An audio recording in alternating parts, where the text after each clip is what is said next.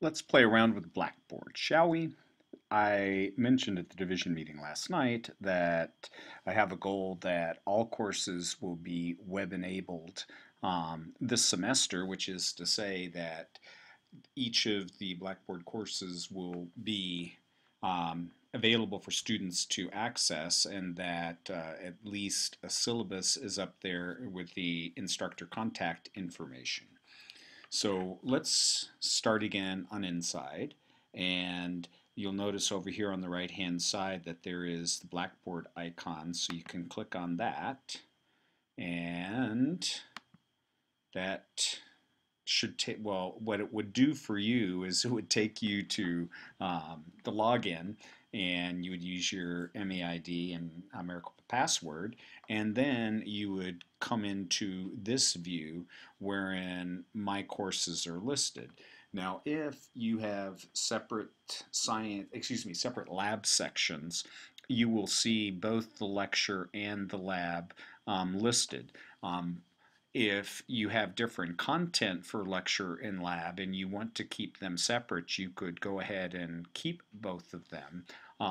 But that might be confusing to students. So if you wanted to, for example, turn off some of or turn off your labs, what you can do is in this upper right hand corner of the My Courses, there's a gear which is Manage My Course Module Settings. If you click on that, it gives you a list of all the Blackboard courses that have ever been associated with you.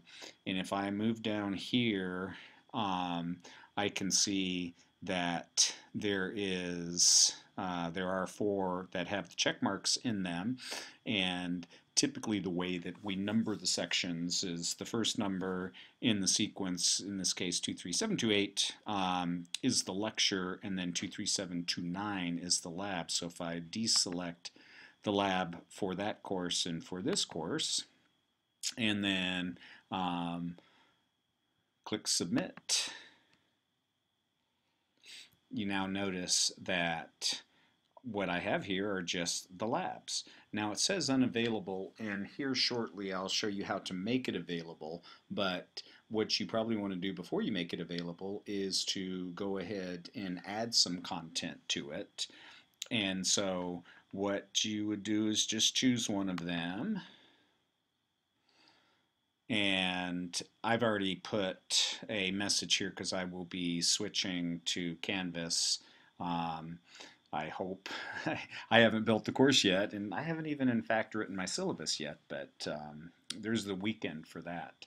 But you'll notice that there is a link that says start here, but if all you're going to be doing is web enabling this, you probably won't add any content. But if you haven't looked in the start here, it just has a preloaded message about the Maricopa student email, just to reinforce for the students that they need to be using their Maricopa email for communication. But in the syllabus and schedule portion of it, it says that the folder is empty. And so what you could do to get your syllabus up here is create item, and you could write course syllabus, and you could even try to do it without any typos. And then in the second section, attach or link contents.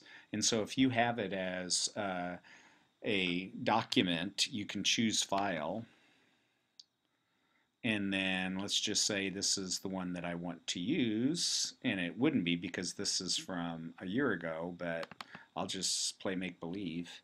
And so you see that it's listed there, and then you can click, there's a submit at the top and a submit at the bottom. I can't show you the one at the bottom because the screencast screen is not quite big enough. So I'm going to click submit. And so there it is. So students would be able to, when they go ahead and first log in, they'll see whatever whatever announcements you might have, and then they could click on the syllabus and get to it. And this is one thing you could conceivably do rather than killing a bunch of trees, is to make the syllabus available online and require the students to access it that way. You can also add some instructor information, and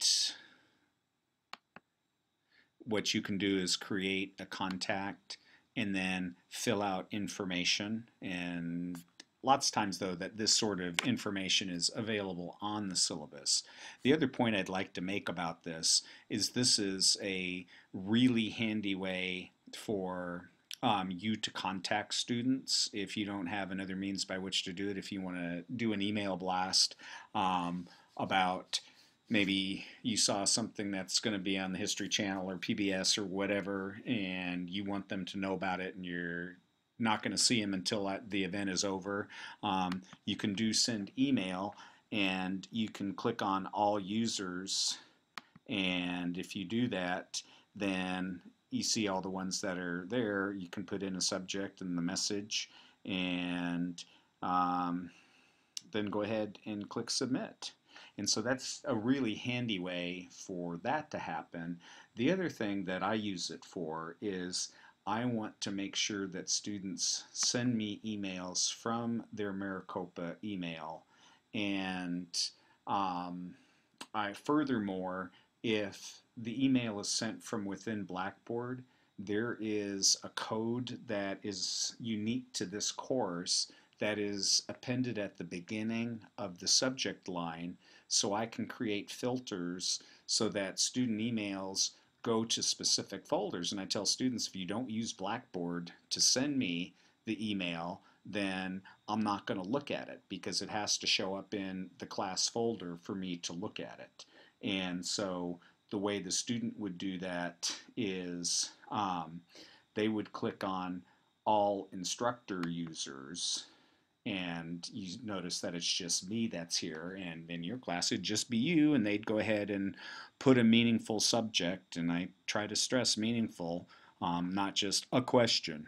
And then whatever their message is, they can attach a file if they need to, and they can go ahead and submit it. And again, when I receive it, before or in front of the subject line that they created is a code that Blackboard generates and appends to the front. So again, I can filter it based on that. So I hope this has been useful. Oh, wait a minute. I have to show you how to make the class available. So let's do that now. So the course management tools, that your students don't see all of this down here, that what you're going to want to do is go to customization and then choose properties. And within properties, there is make this course available to users. And if I click yes and then submit, that the properties have been updated. And you know, when I told you that it was a unique identifier that gets appended to the email, it's a portion of this, or possibly all of that. Yeah, I think it's all of this gets appended to their subject line, so I can filter. But my point being that what we've just done is we've made this course available, and the way you can tell is if you go back to my institution, do you notice that now this course right here is available, and this one is still unavailable because I haven't gone through the gyrations with that. So that's how you go ahead and web enable your course. You can do it. I wouldn't make it available until after I had put up the syllabi, but there you have it. Enjoy.